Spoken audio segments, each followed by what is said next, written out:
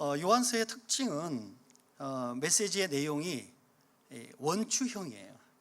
원추형이라면 이렇게 뱅글뱅글 돌아가는 거죠.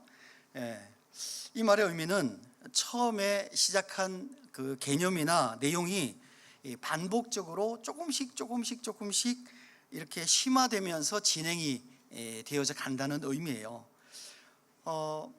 요한서를 제외한 대부분의 다른 성경들은 이 직선형이에요. 그러니까 메시지가 처음에 시작이 되고 또 새로운 내용이 추가되고 이러면서 굉장히 좀 그 새로운 내용이 추가되면서 내용이 좀 풍성하게 되기 때문에 사실은 이해가 그렇게 어렵지 않아요. 그런데 요한서는 유난히 이 조금 다른 방식으로 기록이 되어 있기 때문에 이게 조금 이해가 조금 어렵습니다. 그래서 처음 시작했던 개념이 반복적으로 그 말을 반복하면서 또 다른 개념이 조금 더 추가되고 또 반복하면서 또 다른 개념이 추가되고 이렇게 하기 때문에 사실 요한서를 이렇게 반복적으로 설명한다는 것이 조금 쉽지가 않아요. 왜냐하면 설명하려고 하면 지난번에 그거 설명했던 것인데 이렇게 또 되잖아요. 그러니까 새로운 것이 아니라 반복적으로 계속 설명을 해야 되는데, 근데 그 반복적으로 설명하는 것이 실제로는 다른 내용이 좀 추가되어 있기 때문에 할 수도 없고 안 할 수도 없고 이렇게 조금 어렵습니다. 그래서 사실은 지난번에도 제가 요한서가 저한테는 참 어렵다 이렇게 말씀을 드렸는데, 그래서 설교하는 이 목회자들이 요한서 설교가 그닥 그렇게 쉽지가 않습니다. 여러분 한번 생각해 보시면요, 이제 오늘 우리가 요한일서 제가 4번째 설교를 하는 시간입니다. 첫 번째 우리가 설교 제목, 여러분 당연히 기억을 못 하시겠죠? 첫 번째 설교 제목이 뭐였냐면은 구원의 본질은 관계입니다. 이렇게 되어 있어요. 구원은 관계예요. 두 번째는 그리스도인으로 산다는 것, 이렇게 되어 있습니다. 세 번째 지난주겠죠, 그죠? 한 주간 지났으니까 당연히 또 저희가 기억이 매우 어렵죠. 저희는 단기 기억에 굉장히 강하잖아요. 그래서 세 번째는 뭐냐면은 지난주는 그리스도를 닮는다는 것, 이렇게 되어 있습니다. 그러니까 오늘은 뭐예요? 그리스도인의 삶의 모습, 이렇게 되어 있잖아요. 그러니까 여러분 한번 생각해 보세요. 첫째 주에 구원은 구원의 본질은 관계입니다. 그 다음에 그리스도인으로 산다는 것, 그리스도를 닮는다는 것, 그리스도인의 삶의 모습. 여러분 뭐를 느끼십니까? 그 말이 그 말 같고 그 말이 그 말 같고 그렇지 않습니까? 이처럼 쉽지가 않아요. 저도 설교를 다 이제 만들고 난 다음에 그 다음에 이제 제목을 정하거든요. 근데 제목을 정하는데 항상 고민이 됩니다. 이게 제목을 어떻게 정해야 이게 그래도 여러분에게 내용은 기억이 안 나더라도 이 제목만이라도 좀 기억을 하게 했으면 좋겠는데, 그런 생각이 사실은 드는 거죠. 그래서 이게 설교자의 묵상의 정도에 굉장한 챌린지다 하는 것을 좀 말씀을 좀 드리고 싶어요. 근데 우리가 또 많은 우리 성도님들은 요한복음이 참 쉽다 이렇게 말씀을 하시는데, 뭐 사람마다 매우 다르겠죠. 그런데 읽어보면 이 말이 이 말 같고 저 말이 저 말 같고 막 이렇게 혼돈이 되는 거죠. 그러니까 어쨌든 그런데 말은 쉬운 것 같아요. 그러니까 내가 잘 이해했다 이렇게 생각이 되지만 실상은 그렇지는 않아요. 요한복음이 그러니까 정확하게 개념 하나하나를 잘 이해를 해야 요한복음이 정확하게 잘 이해가 됩니다. 왜냐하면 요한복음은 굉장히 철학적인 내용을 배경을 갖고 있기 때문이에요. 그래서 자세하게 읽어 나가는 것이 굉장히 중요합니다. 제가 요한서를 읽는 것에 대해서 중요한 팁을 하나 드리면 뭐냐면은 다른 성경들도 대부분 그렇지만 특별히 요한서는 앞에 시작하는 1장, 이 1장을 정확하게 이해를 하면 나머지는 훨씬 더 쉽습니다. 왜냐하면 1장에서 앞으로 해야 될 모든 얘기를 다 하고 있어요. 그러니까 요한 1서도 1장 1절에서부터 4절까지를 정확하게 이해하면 나머지는 훨씬 더 이해가 쉬워진다 이렇게 말씀을 드리고 싶고요. 요한서도 1장 1절에서부터 18절까지를 이해하면 요한복음 전체가 매우 또 쉬워집니다. 그래서 특별히 요한서는 이 앞장을 처음 시작할 때 서두를 잘 이해하는 것이 매우 중요하다, 이렇게 좀 말씀을 드리고 싶습니다. 자, 그럼 이제부터 좀 오늘 본문에 관한 얘기, 오늘 좀 본문이 긴데요, 그 내용을 조금 여러분과 같이 나누어 보도록 하겠습니다. 첫 번째, 그리스도인의 소망은 부활입니다. 우리가 2절과 3절 같이 한번 읽어보도록 할까요? 자, 2절 3절 같이 읽어보겠습니다. 시작. 사랑하는 자들아, 우리가 지금은 하나님의 자녀라. 장래에 어떻게 될지는 아직 나타나지 아니하였으나 그가 나타나시면 우리가 그와 같을 줄 아는 것은 그의 참모습 그대로 볼 것이기 때문이니 주를 향하여 이 소망을 가진 자마다 그의 깨끗하심과 같이 자기를 깨끗하게 하느니라, 이렇게 되어 있습니다.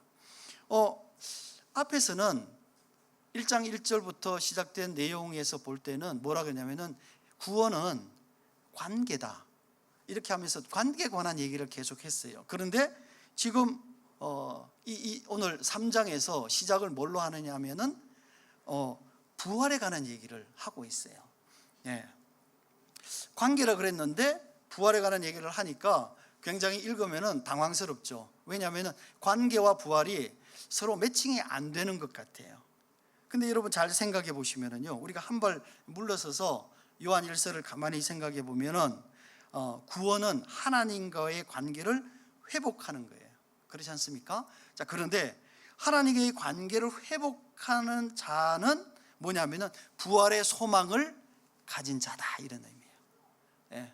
그러니까 하나님과의 관계를 회복한 자는 반드시 뭐를 가져야 되느냐면은 부활에 대한 소망, 우리가 소위 말하는 마라나다에 대한 신앙을 가지는 자다, 이렇게 지금 얘기를 하고 있어요. 그래서 이 부활의 소망을 가진 자는 어떤 삶을 살아갈 것인가 하는 내용을 오늘 이 요한일서 3장 이 본문을 통해서 얘기를 지금 하고 있는 것입니다.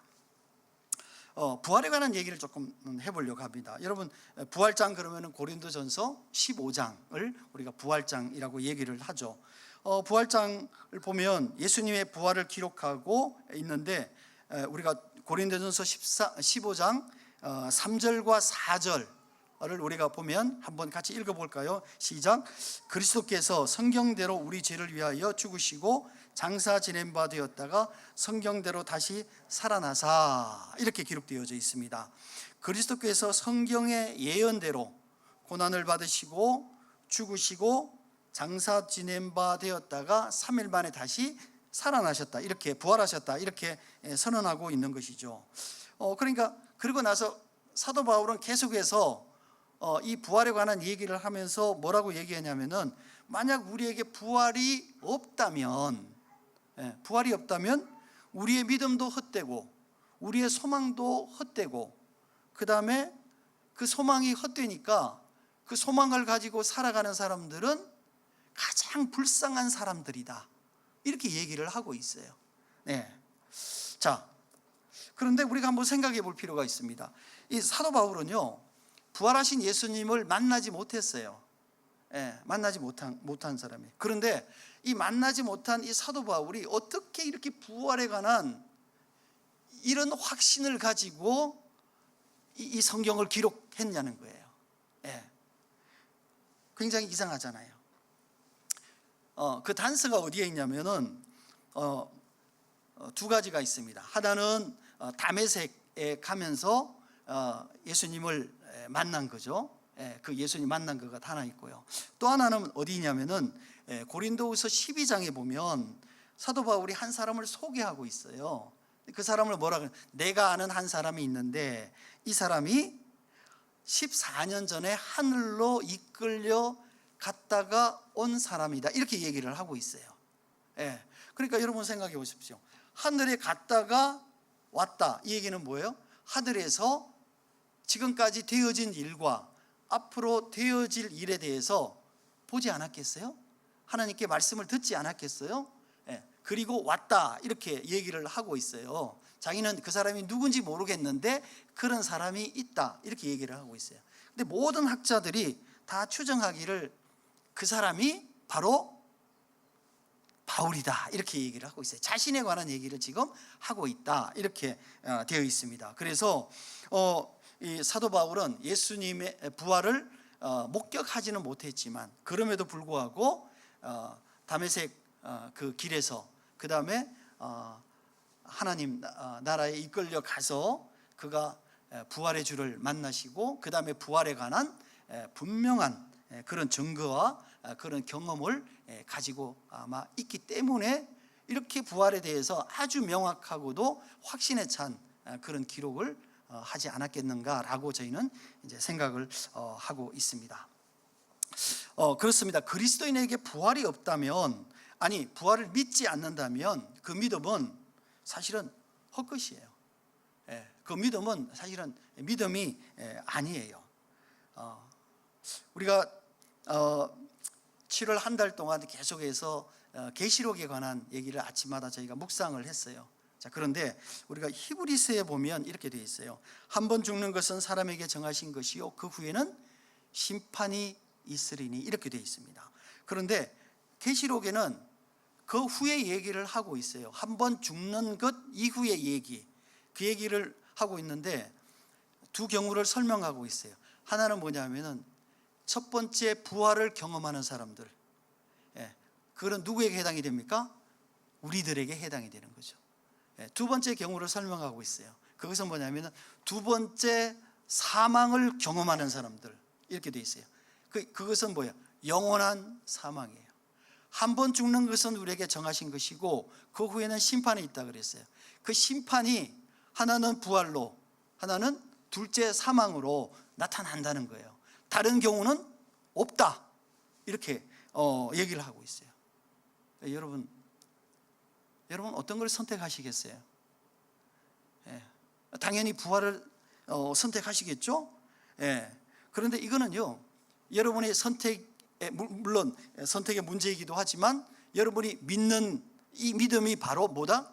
부활이다 하는 거예요. 부활이다. 그리고 부활을 소망하고 내가 부활을 가진 자로서 우리는 어떤 삶을 살아야 될 것인가, 이 얘기를 지금 하고 있는 거예요. 예수님께서 부활하시고 난 다음에 한 40일 정도 이 땅에 계셨어요. 그때에 많은 사람들이 예수님의 부활체를 경험했어요. 오늘 문을 닫고 있는데 예수님께서 쑥 들어오시기도 하시고, 또 부활하신 거니까 영이 아닐까 생각하셨는데 또 같이 음식도 드시고 이랬단 말이죠. 그러니까 그런 것들을 이제 사람들이 이제 경험한 거죠. 그러니까 그 사람들이 어떤 생각을 하고 있다. 저것이 예수님께서 말씀하신 부활이구나, 부활체를 입는 것이구나라고 이해를 하고 있어요. 그러니까 사도 요한이 뭐라고 얘기하고 있어요? 난 잘 모르겠어요. 그러나 분명한 것은 뭐냐면은 우리에게 부활이 있는데 그 부활을 우리가 봤잖아요. 예수 그리스도의 부활체를 우리가 봤잖아요. 그러니까 그렇게 될 것은 분명합니다, 이렇게 얘기를 하고 있는 것이죠. 그러니까 이 얘기가 아까 우리가 읽은 2절과 3절의 얘기예요. 그러니까 요한이 본인이 부활체를 경험했잖아요. 그러니까 이렇게 지금 기록하고 있다는 거예요. 여러분, 이 부활이라는 이 신앙 자체가 불무병하다는 것은, 아니면 또 소망이 믿지 않는다는 것은 뭐냐면 우리에게 믿음이 없는 거예요. 그런 믿음이 없는 거예요. 왜냐하면 이게 가장 중요하기 때문이에요. 이게 가장 중요하기 때문이에요. 그래서 만약에 여러분이 교회 나와서 내가 이제 우리가 교회 출석한다고 하고 여러분들이 신앙을 갖고 있다고 생각을 하지만, 그러나 이 부활의 신앙이 없다면은 여러분들은 뭐냐면은 이 교회 나와서 설교를 들으면서 마음에 그냥 위안을 받는 거예요. 그래서 어떤 사람들을 이렇게 물어보면 여기서 교회 다니면 어때? 그러니까 마음이 편안하고 좋지, 이렇게 얘기를 한다고요. 제가 여기 와서 제가 우리 최 장로님이 저한테 제가 전에는요 계속 명심보강 설교를 들었어요, 이렇게 얘기를 하시는데 제가 그 얘기가 확 다가서더라고요. 명심보강이에요. 성경은요 절대 명심보강이 아닙니다. 성경은요 우리에게 영원한 생명, 이 부활에 관한 얘기를 하고 있다는 거예요. 그러니까 우리가 온전하게 우리가 성도 되었다 하면 뭐냐면 부활을 믿고 부활을 소망하고 부활이 될 것이라는 그런 확신을 가지고 살아가는 거예요. 우리가 가끔 소위 의식이 있다고 얘기하는 이 목회자나 성도들이 이렇게 얘기합니다. 그리스도인들이 사회에 대해서 이 교회가 뭔가 좀 무엇을 우리가 기대하고 있는가, 사회가 교회에 대해서 무엇을 기대하고 있는가를 좀 잘 알아야 된다. 그래서 우리가 사회에 어떻게 해야 되냐, 교회가 어떤 모습으로 다가가야 되냐, 이런 것들에 대해서 우리가 좀 고민이 필요하다, 이렇게 얘기합니다. 저는 그 말에 100% 동의합니다. 그런데요 아쉬운 거는 그렇게 얘기하시는 분들이 대부분이 이 얘기는 안 해요. 뭐냐면은 그리스도인들이 하나님의 말씀에 더 귀를 기울여야 된다, 이 얘기는 안 한다는 거예요. 여러분 생각해 보십시오. 여러분 이게 본질이 우리가 사회에 귀를 기울이는 것이 우선이겠습니까? 하나님의 말씀에 귀를 기울이는 것이 우선이겠습니까? 당연히 하나님의 말씀에 귀를 기울이는 것이 우선인 거죠. 하나님의 말씀에 귀를 기울여서 그 다음에 본질적으로 그것을 통해서 우리가 부활에 대한 소망을 가지고 부활을 소망하는 자들이 어떤 삶을 살아야 될 것인가를 우리가 이해할 때에, 그렇다면 우리들이 사회에 대해서 어떤 삶을 살아가고 우리가 어떤 입장을 취해야 될 것인지 이해하게 되는 거예요. 그런데 우리가 그리스도인으로서 본질을 이해하지 못하고 사회가 교회에 대해서 무엇을 요구하고 있는지, 무엇을 생각하고 있는지를 우리가 더 많이 이해해야 된다고 생각하면 본말이 전도된 것이다, 이렇게 얘기를 여러분에게 좀 하고 싶어요. 따라서 본질은 뭐냐면은 부활을 기대하고 소망하는 이 성도들이 말씀을 이해함으로 믿음의 본질이 무엇인가를 온전하게 이해함으로 우리의 삶을 살아갈 때 그것은 결국은 사회에 대해서도 우리가 어떤 삶을 살아야 될 것인가를 명확하게 이해하고 있다는 거예요. 우리가 이 점을 정확하게 알 필요가 있습니다. 사회가 이렇게 막 혼동스럽고 이러면은요 많이 나타나는 게 뭐냐면은 이 종말론이에요. 종말론이에요. 여러분 우리가 아는 것처럼 대부분의 그 이단들이 다 종말론들이에요. 이 종말론의 요구는 뭐겠습니까? 결국은 이 종말론이 기승을 부리는 것은 결국은 계시록에서 앞으로 일어날 일들을 자기들이 나름대로 해석하고 있다는 거예요.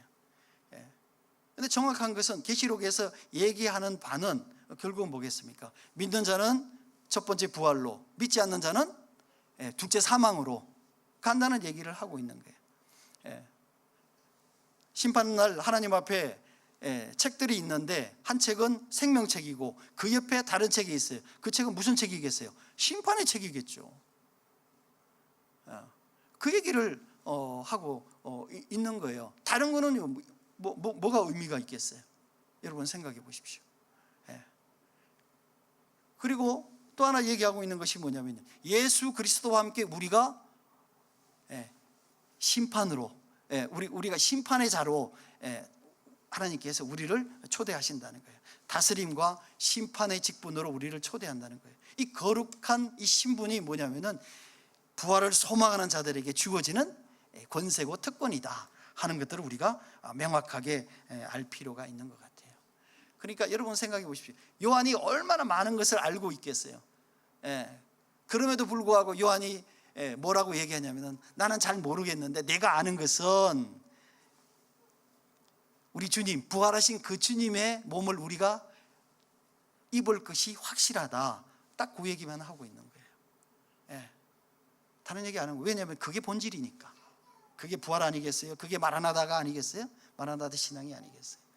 따라서 우리가 그리스도를 믿는다는 것은 그런 부활의 신앙을 가지고, 부활의 신앙을 가진 자로서 우리가 어떤 삶을 이 땅에서 살아야 될 것인가를 우리가 고민하고 또 그렇게 살아가는 것이 우리의 삶의 모습이다 하는 것을 여러분에게 꼭 말씀드리고 싶습니다. 아멘입니까? 네. 두 번째는 미혹하지 못하게 하라. 미혹하지 못하게 하라는 얘기는 뭐겠습니까? 우리를 미혹하지 못하게 하라, 그런 얘기죠. 교회나 성도는 항상 삶의 문제에 도전하는 그런 유혹들이 있어요. 문제 없는 사람은 없고요, 문제 없는 교회는 없어요. 다 문제가 있습니다. 어려움이 크고 작고 이런 어려움들이 있습니다. 이 요한서가 쓰여진 이 당시에도 교회는 굉장한 문제가 있었어요. 지난 첫 시간에도 말씀을 드렸던 것처럼 가장 큰 문제는 뭐냐면은 이 영지주의자들이 교회에 들어와서 여러 가지 성도들의 삶에 상당한 위협이 되었습니다. 그런데요, 이 영적인 문제는 우리가 생각하는 것하고 조금 달라요. 잘못하면 이걸 되게 좀 혼돈하기 쉬운데 여러분에게 이 설명을 조금 드리려고 해요. 이 영적인 문제는요, 우리는 항상 생각하기에 내가 삶의 주체이다라고 생각하는데, 실제적으로 보면 우리가 그리스도인으로서 살아간다는 것에 생각해 보면은요, 우리의 삶의 주체는 누구냐면은 예수 그리스도시라는 거예요. 여러분, 예수 그리스도를 믿으면서 뭐라고 고백했습니까? 첫 번째, 그리스도는 나의 삶에 내 죄를 대속하신 구세주다, 세이비어다, 이렇게 고백했죠. 두 번째 고백이 있어요. 그게 뭡니까? 나를 주관하시는 주님이시다, 주인이시다, 로드, 이렇게 고백하고 있잖아요. 그래서 이 두 가지 고백은 항상 같이 합니다. 나의 구주시며 나의 주님이시다, 이 고백을 하는 거예요. 이게 그리스도인의 정체성이에요. 이게 그리스도인의 정체성이란 말이에요. 따라서 우리가 특별히 죄의 문제에 관해서 우리가 생각해 보면, 우리가 죄에 빠졌을 때에 우리는 다시를 죄를 짓지 말아야지 이렇게 결심을 하잖아요. 그죠? 여러분, 그런 결심하면은 죄를 안 짓게 됩니까? 여전히 짓죠. 제가 지난번에 그랬죠. 도박하는 사람이 손가락을 잘라도 도박하는 거예요. 여러분, 그 결심이 우리로 하여금 죄에서 벗어나게 한다면은 얼마나 좋겠어요. 본질적으로 우리의 결심은요, 우리를 죄로부터 벗어나지 하는데 크게 그렇게 도움이 되지 않아요. 본질적으로 그렇습니다. 만약에 내가 결심함으로 그 죄에서 벗어날 수 있다면은, 여러분, 이 죄라는 것이 굉장히 모호해져요. 성경에서 얘기하는 이 죄라는 것이 굉장히 기준이 모호해집니다. 그 다음에 그 죄는 내가 판단하기에 따라서 이건 죄일 수도 있고 죄가 아닐 수도 있게 되는 기준이 되어져 버리는 거예요. 그러나 성경은 그렇지 않아요. 만약에 우리가 내가 생각하는 죄가, 이것이 죄라고 생각하면 죄고 아니면 아니고, 내가 결심하면은 내가 거기서 얼마든지 벗어날 수 있다라고 생각하면 이 죄는요, 나의 기준 안에 있는 것이고 나의 도덕성 안에 있는 것이에요. 윤리 안에 있는 것이에요. 그러나 죄는요, 그 범위를 완전히 벗어난 상황 가운데 있어요. 죄는 그런 것이 아니에요. 죄는요, 죄냐 죄가 아니냐는 성령이 기준이에요. 하나님이 기준이지 내가 느끼는 게 기준이 아니란 말이에요. 절대로 그렇단 말이에요. 그런데 여러분, 이 성령이 기준이신데 내가 죄를 짓고 안 짓고의 중요한 그 관점은 뭐냐면, 내가 죄를 벗어나고 벗어나지 않고의 그 관점은 뭐냐면, 나의 결심이 아니라 뭐예요? 내 안에 계시는 성령님을 내가 얼마큼 의지하느냐, 그에 따라서 죄가 벗어날 수도 있고 여전히 우리가 죄 가운데 머물러 일 수도 있단 말이에요. 그렇기 때문에 우리가 죄를 정확하게 잘 이해를 해야 돼요. 죄를 죄되게 하는 것은 성령님이에요. 그리고 죄를 우리로 하여금 벗어나게 하는 것도 성령님이에요. 우리의 결심으로 벗어날 수 없어요. 내가 결심해서가 아니라 내가 성령님께 의지할 때, 그때에 우리가 죄에서 벗어날 수 있다는 거예요. 그러니까 그렇지 않으면은 이 죄의 기준은 내 생각과 부합하게 되는 거니까 그는 죄가 아닌 거죠. 왜냐하면 사람마다 다 기준이 다르잖아요. 따라서 그는 얼마든지 죄가 아닐 수도 있고 죄를 얼마든지 합리화할 수도 있다는 거예요. 자, 그런데 오늘 본문을 읽으면서 놀라운 거는 뭐냐면은 이런 게, 저는 깜짝 놀랐어요. 그게 뭐냐면은 요한은 우리의 죄의 모습을요 누구와 비교를 하느냐 하면은 창세기 4장에 있는 가인의 죄와 비교를 하고 있어요. 여러분, 가인이 누굽니까? 가인은 인류의 최초의 살인자잖아요. 우리가 그렇게 부르죠, 그죠? 자, 그런데 우리가 아는 바와 같이 창세기 4장을 읽어보면 가인과 아벨이 아버지인 아담으로부터 뭐를 배우냐면은 성장해 나가면서 제사를 배워요. 제사를 배워요. 그리고 성장하고 난 다음에 그 다음에 각각 자기의 소산, 그러니까 가인은 농사꾼이었고 아벨은 양치기였어요. 그런데 자기가 이제 생산한 거니까 가인은 농산물로, 그 다음에 아벨은 그 가축으로, 양으로 제사를 드려요. 그런데 하나님께서 아벨의 제사는 받으시고 가인의 제사는 받지 않았어요. 어떤 학자들은 이렇게 얘기해요. 뭐라고 얘기하냐면은 가인은 피의 제사를 드리지 않았기 때문에 안 받았다, 이렇게 얘기를 해요. 말도 안 되는 소리예요. 아니 그렇다면 가인이 아벨에게 가서 야, 내가 제사를 지내려고 하니까 내 농산물 좀 줄 테니 너 저기 양 한 마리 줘라, 이렇게 해서 가인도 뭐를 지내야 돼요? 양을 가지고 제사를 지내야죠. 그게 맞는 거 아니에요? 그런데 가인은 피의 제사를 안 드렸기 때문에 하나님께서 받지 않으셨다라고 생각하는, 얘기를 하는 거는, 그거는 전혀 성경하고 이 문맥과 전혀 다른 얘기라는 거예요. 말도 안 되는 얘기라는 거예요. 중요한 거는 가인의 제사를 받지 않으시니까 가인이 물어봤어요. 하나님, 왜 내 제사는 받지 않으십니까?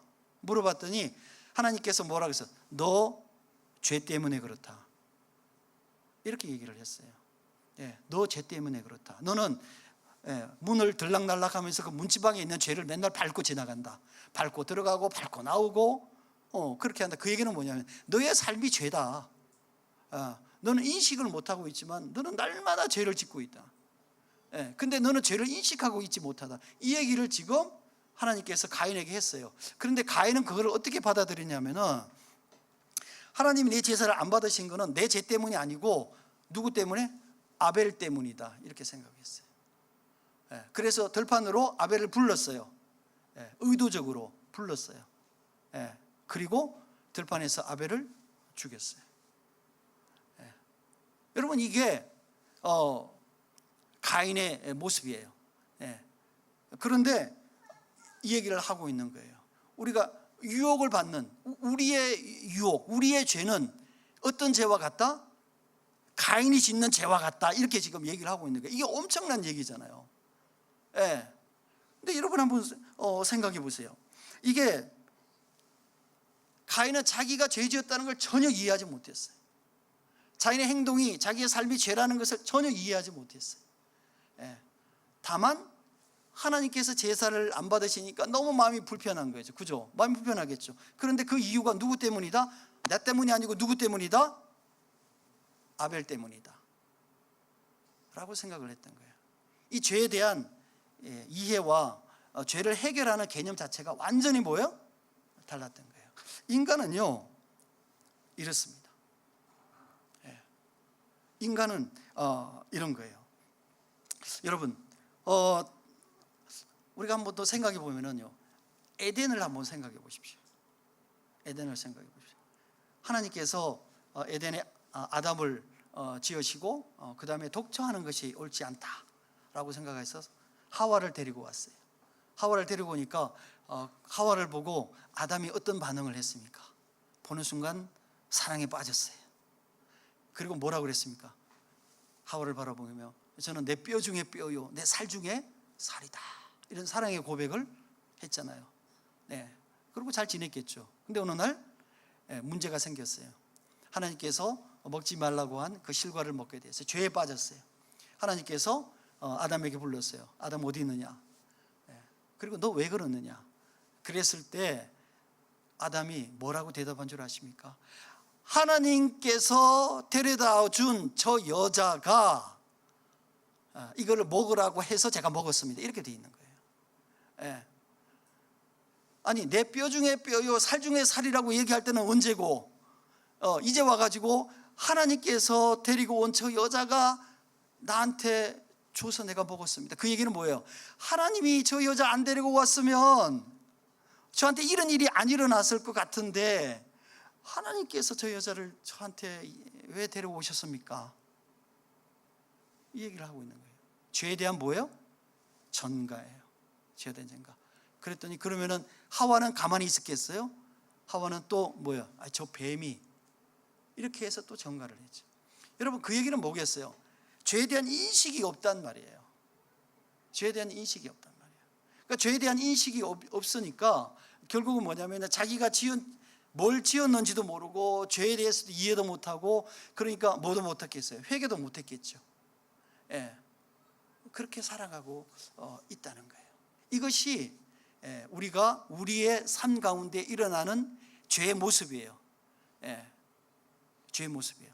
만약에 우리 스스로 죄를 판단하고 우리 스스로 결심해서 죄에서 벗어날 수 있다면 이런 모습인 거예요, 여러분. 그러나 죄는요, 우리의 생각과 상관없이 하나님께서 죄라고 판단하시고 하나님께서 죄를 용서하시고 하나님과 함께 있을 때에 성령의 인도하심으로 말미암아 성령의 도우심으로 말미암아 우리가 죄에서 벗어날 수가 있다 하는 것을 우리가 명확하게 이해할 필요가 있는 것입니다. 따라서 우리가 정말 필사적으로 성령과 함께 하시고 내 안에 계시는 내주하시는 성령과 함께 교제하고 성령 때문에 기뻐하고 즐거워하고 이것이 우리 안에 우리의 삶의 내용이어야 돼요. 교회만 와서 우리가 밝은 얼굴로 있는 것은 아니겠죠. 이게 우리에게 정말 필요하다는 거예요. 세 번째는 행함과 진실함은 사랑의 명령에 대한 올바른 반응이다 이렇게 되어 있습니다. 사도 요한은 성도들에게 사랑하는 예수님의 명령을 우리가 어떻게 반응해 그 명령에 우리가 어떻게 반응해야 될 것인가 하는 얘기를 지금 하고 있어요. 그러면서 먼저 뭐라고 얘기하면 너희가 먼저 말과 혀로만 사랑하지 말라 이렇게 되어 있어요.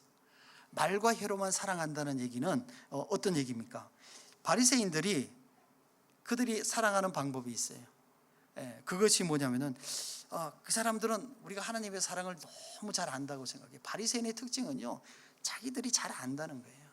그리고 자기들이 그 잘 알기 때문에 자기들이 하고 있는 행동이 삶의 모습이 맞다는 거예요. 그러니까 이게 이제 문제인 거죠. 그러면서 하나님의 사랑이 뭔지 안다고 하면서 부모나 형제에 대한 사랑을 이행하지 않았어요. 나는 하나님에 대한 사랑이 먼저입니다 라고 하고 실제로 부모나 형제에 대한 자기가 해야 될 그 사랑의 책임을 다하지 않았다는 말이에요. 그러니까 거기에 대해서 예수님께서 뭐라고 말씀하셨냐면 아니 보이는 형제나 부모를 사랑하지 않으면서 어떻게 보이지 않는 하나님을 사랑할 수가 있냐 이 얘기를 하고 있는 거예요. 아니 내가 눈앞에 있는 이 굶주리는 형제에 대해서 내가 아무런 반응도 하지 않으면서 나는 하나님께 열심히 헌금하고 있고 나는 하나님 열심히 봉사하고 있고 나는 너무 하나님을 사랑한다고 어떻게 말할 수 있냐? 그거는 사랑이 아니다. 내가 너희에게 얘기하는 그 사랑을 본질적으로 너희가 잘못 이해하고 있다 이렇게 얘기를 하고 있는 거예요. 두 번째, 그럼 우리가 그 사랑에 대해서 어떻게 반응해야 될 것인가? 행함과 진실함으로 하라 이렇게 되어 있어요. 여러분 여기서 행함과 진실을 묶어 놓은 거죠. 행함과 진실함으로 하라 이렇게 얘기를 했어요. 근데 여러분 한번 생각해 보세요. 고린도전서 13장이 우리가 사랑장이잖아요. 자, 근데 거기에 보면은 이렇게 되어 있어요. 사랑은 오래 참고. 우리가 13장 4절에 그 다음에 7절에 보니까 모든 것을 참으며 모든 것을 믿으며 모든 것을 바라며 모든 것을 견디느니라 이렇게 되어 있어요. 여러분요, 사랑은요 견디는 거예요. 여러분 사랑은 견디는 거예요. 사랑은요 오래오래 참는 거예요. 인내하는 거예요. 여러분이 적어도 자녀를 키워본 부모들은 그 말이 의미가 무엇인지 압니다. 말의 의미가 무엇인지 압니다. 제가 지난주에 우리 같이 얘기하면서 저희 둘째 아들에 관한 얘기를 잠깐 했어요. 제가 저희 둘째 아들에 관한 얘기를 하면은 책 10권은 쓴다고 그랬어요. 여러분, 저희 아들만 그렇습니까? 여러분의 자녀는 어떻습니까? 아마 뭐 그렇지 않는 자녀도 있겠지만, 정도 차는 있겠지만 비슷하겠죠. 네, 비슷해요. 여러분, 그 과정 가운데 저로 하여금 뭐를 배우게 했냐면은, 얘는 내 아들이 아니다. 누구다? 하나님의 아들이다. 하나님이 키우신다. 하나님이 키우신다. 이거를요 철저하게 고백하게 하는 거예요. 내 마음대로 할 수 없다. 내 마음대로 할 수 없다. 이걸요 그 기간 동안에 제가 철저하게 깨닫게 된 거예요. 그래서 너가 하고 싶은 대로 해라. 대신에 내가 뭐야? 내 뒤에서 기도할게. 이게 그 일을 겪어가면서 제가 배운 교훈이에요. 여러분 그렇지 않습니까?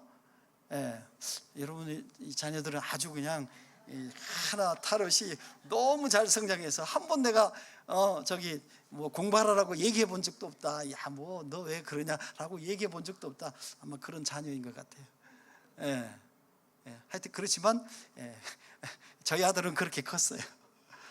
제가 그러면서 저 안에 뭐를 배웠겠어요? 하나님이 나를 그렇게 사랑하셨구나.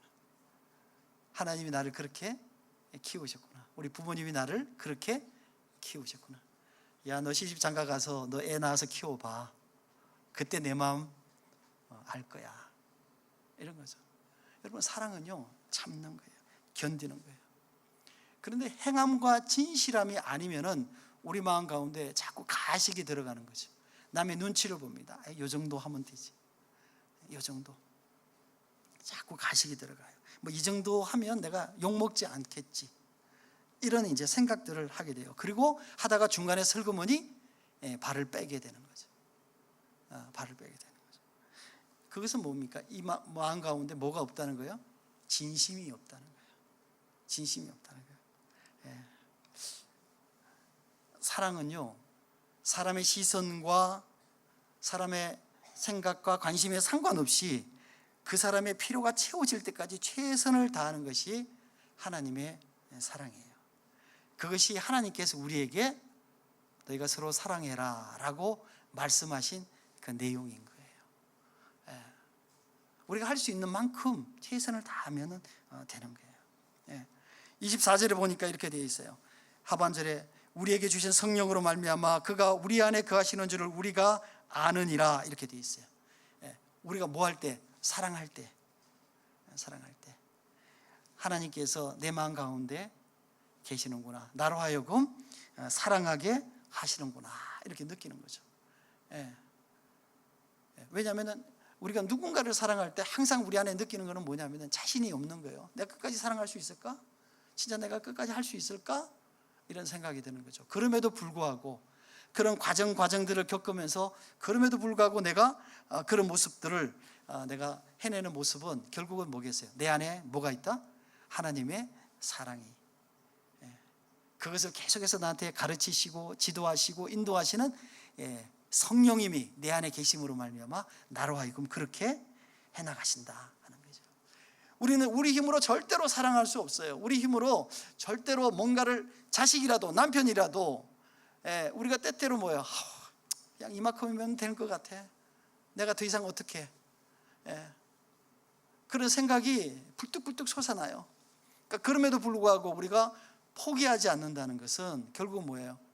내가 부모로서가 아니라 하나님께서 가르쳐 주신 사랑으로 내가 받았던 그 사랑으로 그를 사랑해 나가는 거예요. 이것이 진정한 사랑이고 하나님께서 우리에게 가르쳐 주시는 사랑인 거죠.